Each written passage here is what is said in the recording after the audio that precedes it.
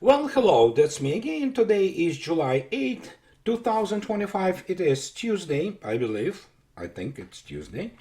And what you saw in the beginning is basically just regular, operations of Russian strikes, if you wish, and rather lack thereof when we talk about the operations of the Ukrainian air defense. In this case, it's the second most important city in Ukraine, which is Kharkov.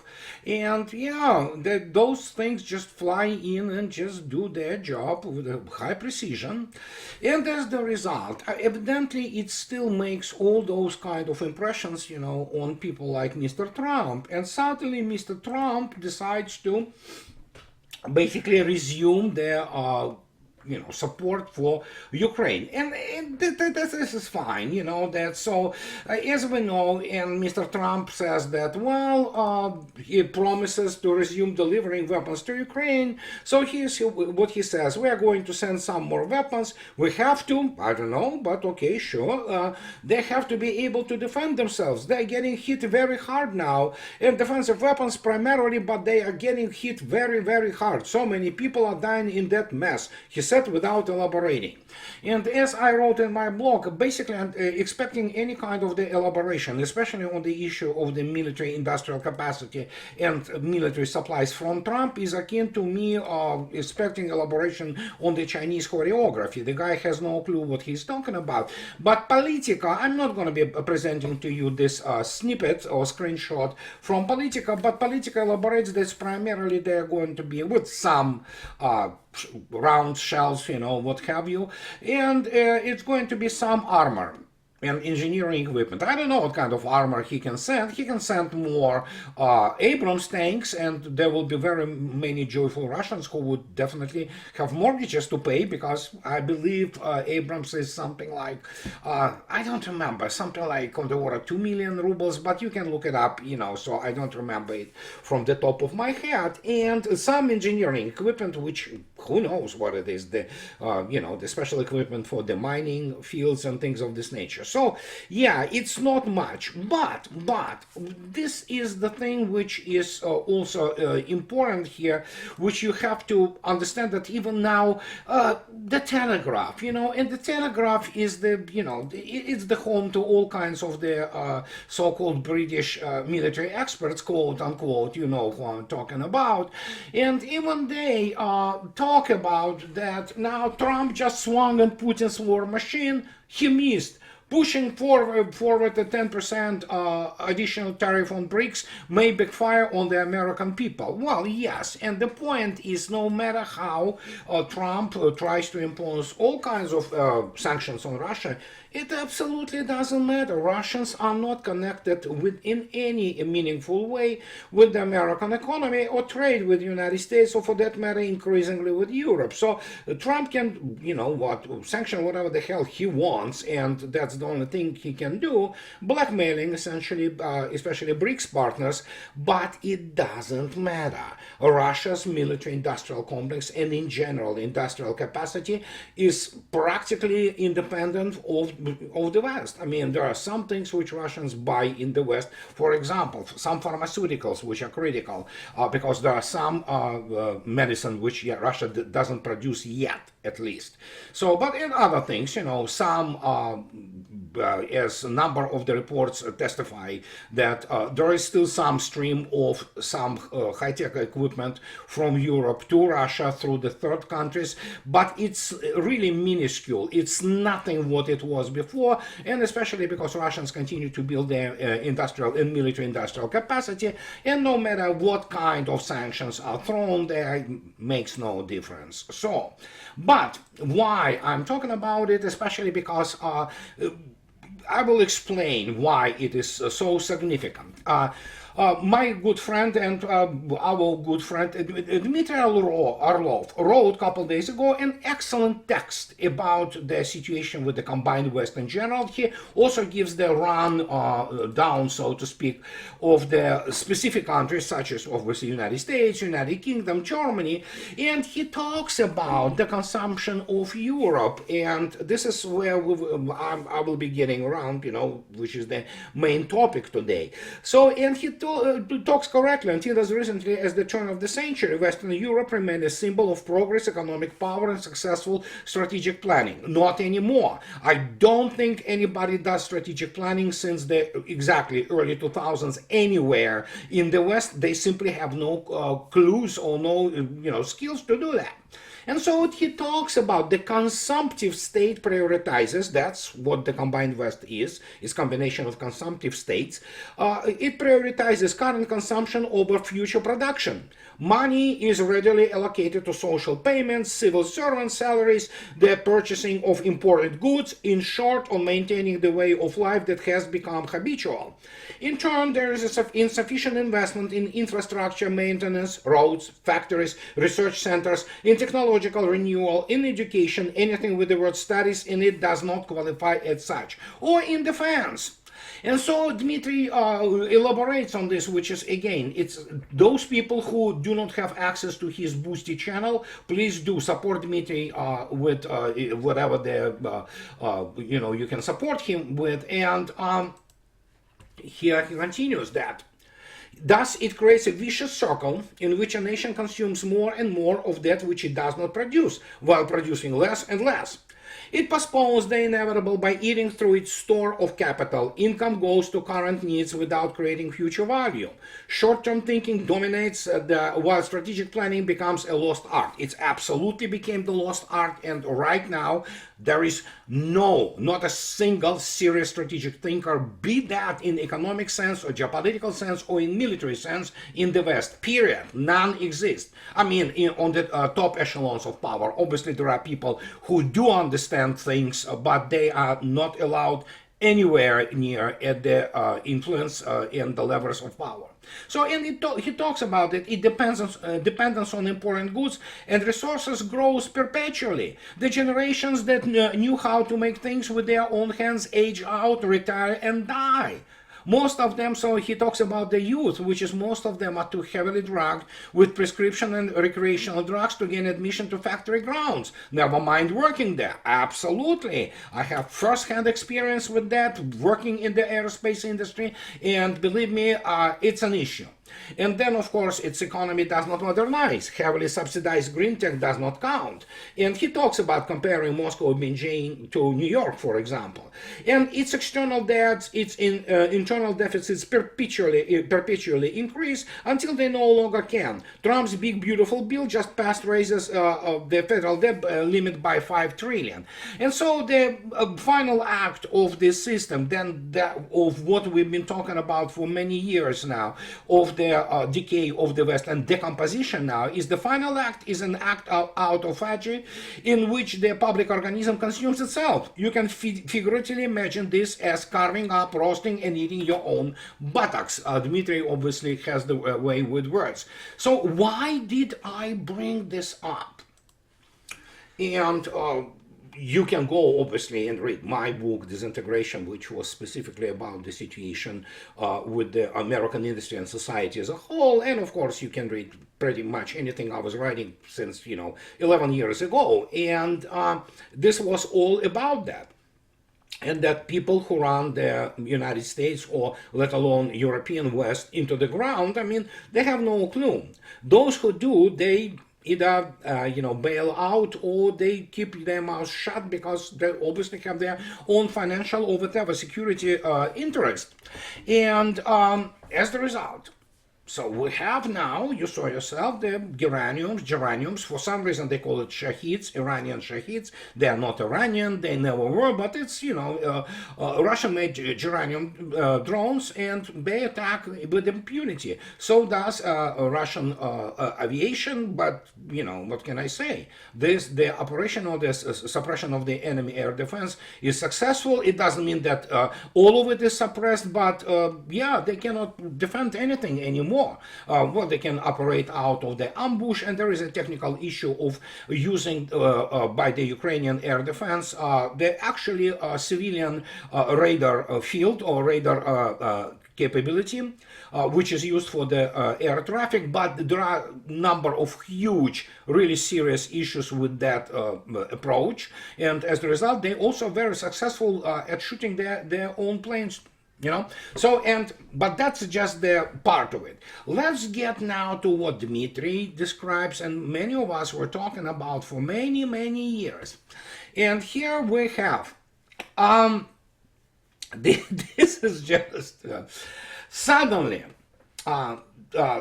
there, as Guardian elaborates, and that essentially there is a really serious deficit of their air defense missiles. And basically what Trump did, he sent actually, 10 missiles. He talks about that he is going to sell 10 air defense missiles. That is reported by Axios. This is reported by RT.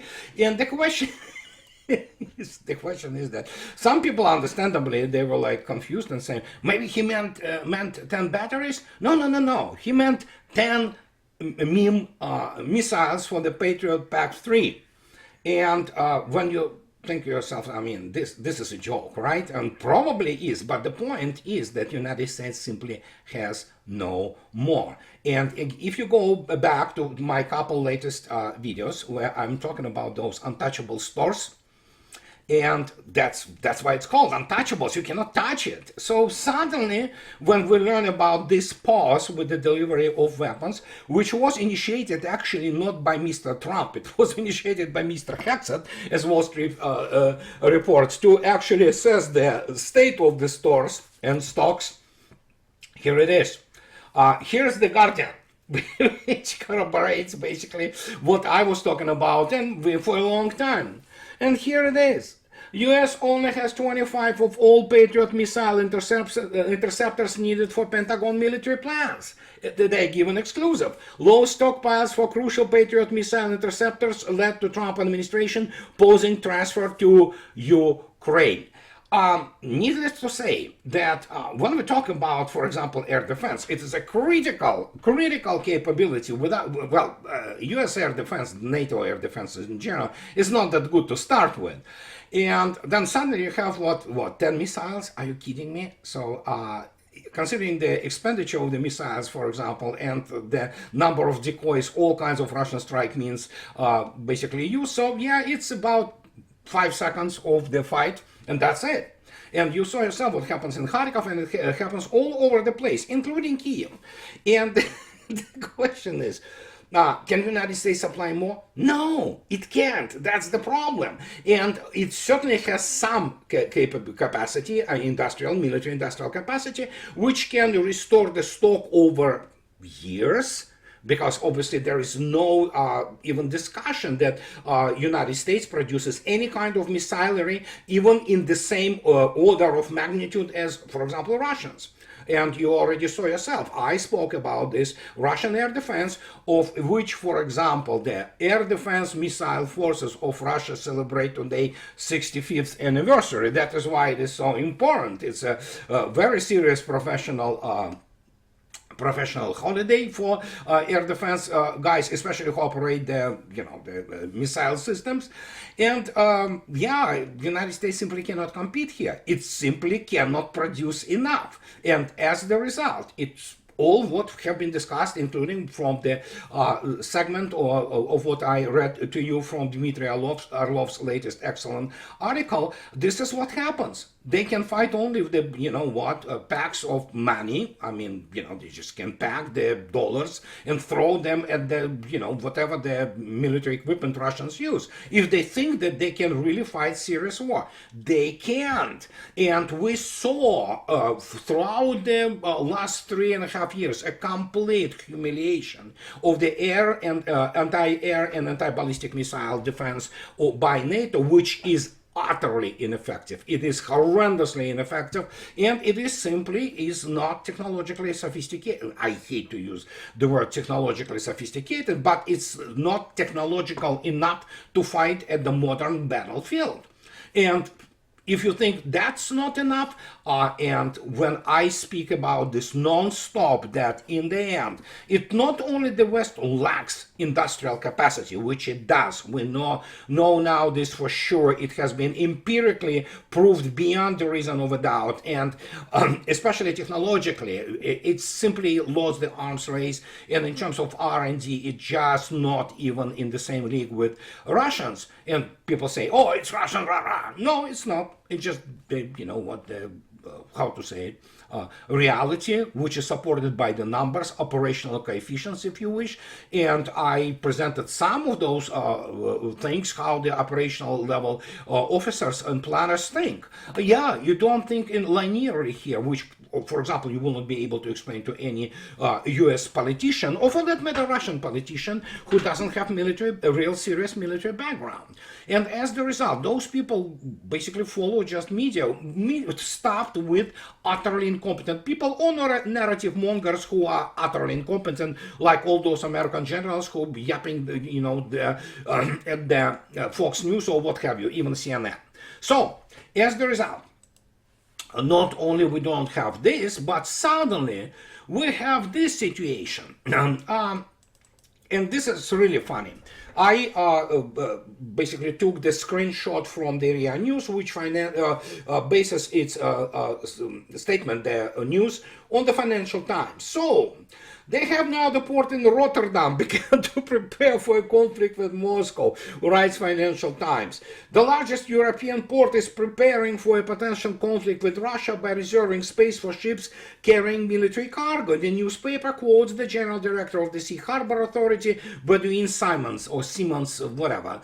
So, yeah, the first question is, do they even understand, God forbids, of course, if Europe decides to go, as Dmitry Orlov notes, for example, it will become concentration camp, all civil liberties will be withdrawn from European people, and they will be beaten into this frenzy and will be, you know, basically mobilized to fight Russia. This is what Europe does. They always did.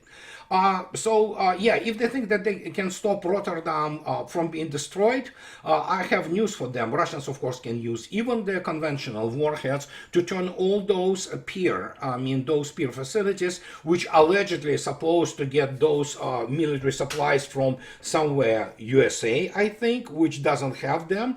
But yeah, those guys live in a delusional alternative universe, and they think that they can sustain the war for more than 2 weeks. Of course, in the first probably 72 hours, all those facilities, if God forbids, it comes down to this war and somehow Europe mobilizes over like next 10 years, there will be plenty of weapons to not just only the, get rid of, if you wish, of Rotterdam or Bremenhaven or Marseille. In case of, for example, Netherlands, and of course you know why they're called low countries, the dams will be simply blown up and then it will be flooded. Simple as that. And so, but these people still begin to, operate on those idiotic premises as they, for example, British and American military operated on during this so-called counteroffensive in 2023. Then the killing field, they killed so many people of the armed forces of Ukraine in Krimki, for some reason thinking that it's, some kind of the beachhead. I mean, I don't know, those people evidently have issues with the geography and basic numbers. And then, of course, 80,000 killed in Kursk. So, yeah, that's their planning, that's their strategist, the bunch of the kindergarten kids who wouldn't understand even what kind of the scale of anti-submarine warfare. US Navy and NATO navies, most of them are obsolete, will have to perform in, for example, Atlantics and the shipping lane of communications there in order to even be able to push through some convoys or maybe, single ships. Because obviously, as you understand, Russians have their very large submarine component, and they build surface component also as there is no tomorrow. So, and of course, they carry weapons which NATO doesn't have, and it has no defense against them. But what do I know? So, and as the result, we have all this kind of coalescing into the, horrendous situation for Europeans. And just to demonstrate to you, United Kingdom, listen, it was a proud country. It was a proud country with its indigenous and very unique, aerospace industry, including commercial, remember VC-10, the excellent, passenger plane and things of this nature. They still produce Rolls-Royce engines. But even here, they have to admit that and it's kind of sad, Labour issued national security warning as British-made Typhoon production grinds to a halt.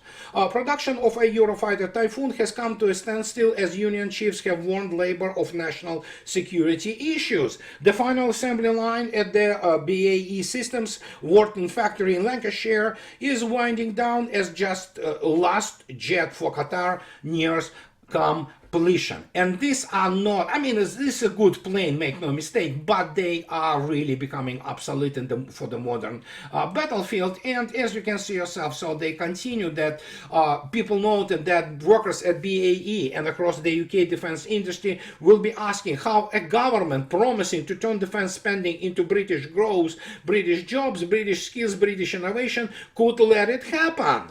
Well, simple as that. As what Mr. Dmitry Orlov wrote about, that they simply do not know how to make things anymore, especially things which are very complex, such as Eurofighter Typhoon, even when nearing its obsolescence because it's not designed to fight serious enemy. It's a very powerful machine, especially if you're operating against the inferior enemy, an inferior air force. But they cannot even produce this anymore, and well, that's labor, but it doesn't matter. It doesn't matter who comes to power in UK. And as the result, we see this hemorrhaging, if you wish, and so all across the board, hemorrhaging of money, hemorrhaging of jobs, everything, and it's just collapsing. And we just have to recognize that it is collapse. But that brings us to the issue of the special military operation and basically the realities which they still do not want to, well, some already begin to accept it. So we have now suddenly people from Rada, which is the, illegitimate body, parliament of Ukraine, who says that, deputy of the Verkhovna Rada, Anna Skorokhod, admitted that the losses in the armed forces of Ukraine are crazy, but they are not talked about. Of course, they're not talked about. And Zelensky, and, he pours this, streams of BS, to all kinds of the American generals and American senators who think that Russians are piling bodies there. Well, obviously they will not even understand what is 1 to 20 kill ratio is, but what do I know? And the same return of 6,000 bodies of the dead Ukrainian military, in return we gave up 100, For society, this is a negative moment. Well, yeah, it is a negative moment, especially when we understand that exchange of the bodies of the soldiers is actually strong correlation to the actual combat losses. Yes, you can actually divide 6,000 by 100 and you will get 60. Yeah, 1 to 60. Well, maybe not 1 to 60, but 1 to 20 and even higher easily. And so when you take a look at the losses of the armed forces of Ukraine yesterday, for example, you can see yourself the slaughter continues. And when you look attentively at the amount of UAVs Russians shot down, it's 402. It's the job. Russians do the job, and they have missiles, they have all necessary means to shoot them down. And for UAV, this is the only long range, whatever they use in Ukraine to try to attack Russian civilians. And if New York Times begin to admit suddenly that, oh my God, we have Ukrainian troops struggle to hold the line on the Eastern Front. Kiev is defending Konstantinovka from Russian drone attacks. The embattled city is a gateway to Ukraine's last major defense in the Donetsk region. Okay, sure, let them defend it, and I will show you why Russians are really nonchalant about it. And so, as you can see yourself, that, it's extremely difficult to deliver supplies, to rotate troops, to do anything really, said Makas, an officer with the Ukraine's 12th Azov Brigade. brigade, a Nazi brigade essentially, but it's New York Times, they do not care, you know, so. And they talk about this, oh gosh, that Moscow will launch a frontal attack in Bakhmut in 2023, or try to close the pocket on the pincer movement to force the Ukrainian to withdraw, repeating the strategy it applied when it took Avdiivka last year. Well, let me put it this way. Here is the reality of the Konstantinovka. By the way, the Pokrovsk looks pretty much the same. And this is what I'm constantly repeating this, and some people simply do not learn. Obviously, General Staff of Armed Forces of Ukraine do not learn anything, and obviously NATO planners have no clue what is happening. First rule of the cauldrons. As you can see yourself, Konstantinovka is being surrounded. It's already in the operational cauldron. That means Russians control the major roads there by fire. So yeah, you have to leave a little bit of exit for those people, because once they know that they have exit and they want to take a chance running away, of course most of them, they will be killed anyway, but at least they have a chance to survive. But if you completely surround it, well, yeah, the intensity of fighting may increase actually, because some units will fight to the last, soldier. But you can say yourself, the plan is obvious pretty much here. Same goes for Pokrovsk. For those people who do not understand what is happening in Pokrovsk, is same style of investing the city. You do not need to go inside the city and kill your own troops. What for? Surround it, leave there a little bit of exit, if you a little orifice, so to speak, and let them pour out, because they will have to. Otherwise, whatever they pack in those cities, and they pack usually a couple, 3, or maybe even more brigades, otherwise they will be killed completely. In terms of running away, they may survive. Who knows? So, but this is the classic Russian operations. And it's not only Russian operations. Pretty much anybody who studied the military strategy and operations, especially operations. Strategy is the BS term, really. That is why, everybody, you just spit on anybody in the crowd somewhere in the whatever, some music festival, and they will all be strategists, strategists for some, bank or some financial thing or some whatever. No, military strategy is a pretty complex thing, and you cannot become strategist without having the serious military background and service experience, and obviously military academic experience. And as the result, we have all kinds of civilian people just pretending that they know strategy. They don't, because they don't know operations. For study operations, you have to be a cadre officer primarily. You can be obviously an academician who has a very good STEM background, who understands all those relations and correlations.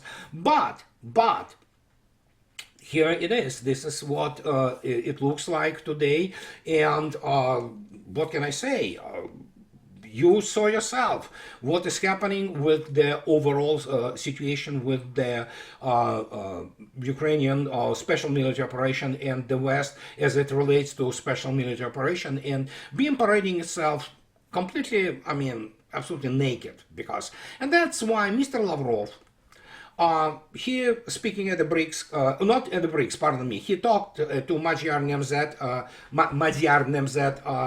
newspaper of Hungary, and he talks about repeating things which Trump, his administration, and the West evidently have to at some point of time accept. A sustainable settlement is impossible without addressing the root causes of the conflict, above all the security threats posed by NATO. Expansion and Ukraine's potential accession to the alliance must be eliminated, as they directly affect Russia. It is equally important to ensure respect for human rights in the territories still under the control of Kiev regime.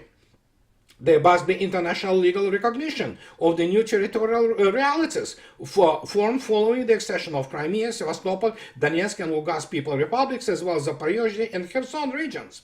So all these provisions must be enshrined in the legally binding peace agreement.